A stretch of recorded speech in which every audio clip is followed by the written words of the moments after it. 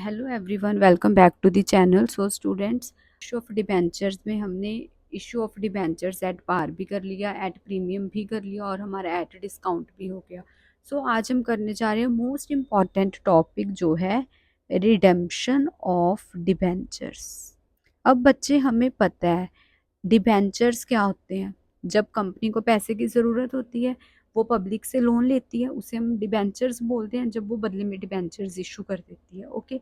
अब कंपनी ने पैसे लिए हुए हैं तो कंपनी को पैसे वो वापस भी करने पड़ेंगे, ठीक है। जब कंपनी पेमेंट करती है, when company pay backs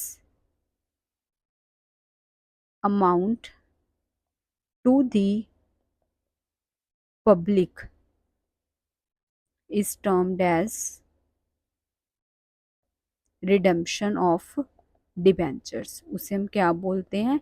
redemption of debentures, okay. In simple language we can say that when company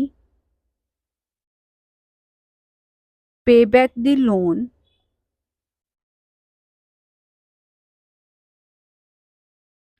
to public is known as redemption of debentures। उसे हम क्या बोलते हैं? redemption of debentures, okay. जब हम अपने डिबेंचर्स इशू करते हैं, इशू तो हमारे होते हैं debentures at par, at premium और एट डिस्काउंट। ये हमने तीनों केसेस की जर्नल एंट्रीज कर ली है, ठीक है। जब 100 वाला डिबेंचर हमने 100 के ऊपर शेयर करा, जब हमने 100 वाला डिबेंचर हमने 120 के ऊपर इशू करा, और जब 100 वाला डिबेंचर हमने 80 के ऊपर इशू करा, ओके। सो अब हम देखते हैं रिडम्पशन। रिडम्पशन है जो हमारी, वो हमारी होती है on the basis of at par और एट प्रीमियम।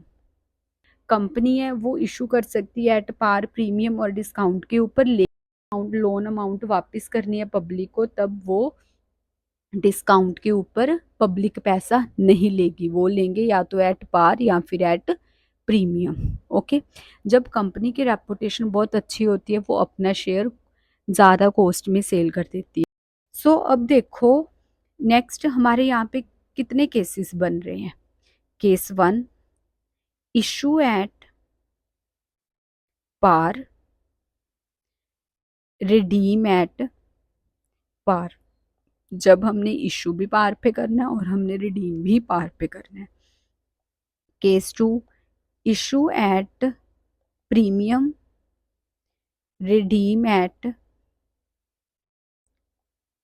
पार, ठीक है। Case 3, issue at discount, redeem at, redeem हमारा कहाँ पे हो रहा है? पार पे, okay. Case 4, issue at par, redeem at premium. जब पार वाला वो प्रीमियम में कर रहे हैं।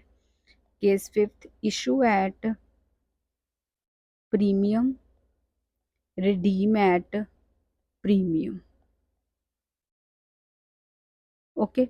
Case 6, issue at discount, redeem at premium.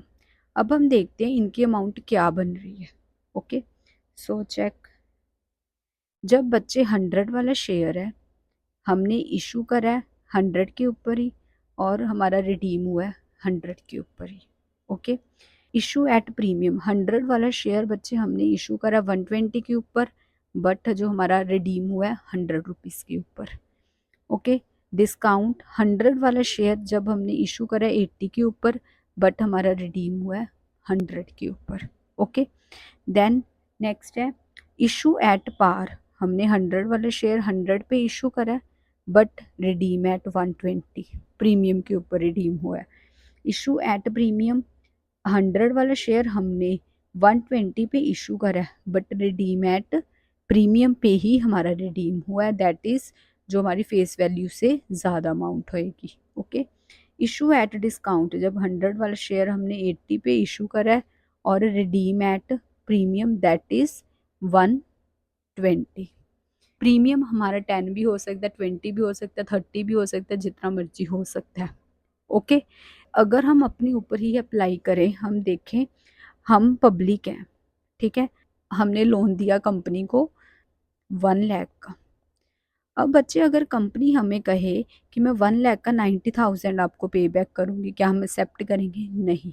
सो इसीलिए जो हमारी रिडम्पशन है वो हमारी एट पार और वो हमारी एट प्रीमियम के ऊपर होती है। ओके, कभी भी अगर कोई हम लोन देते हैं, हम कम पैसा एक्सेप्ट नहीं करते। हमने उतना पैसा तो लेना ही लेना है, उससे ज़्यादा चाहे हमें मिल जाए, plus fixed rate of interest. So students, आज हमने ये कंसेप्ट क्लियर कर लिया, कल हम इसकी जर्नल एंट्रीज करेंगे जिससे आपको और क्लियर होएगा टॉपिक। होप सो आपको आज का टॉपिक क्लियर हुआ होगा। Please students do subscribe, like, share and comment. Thank you so much.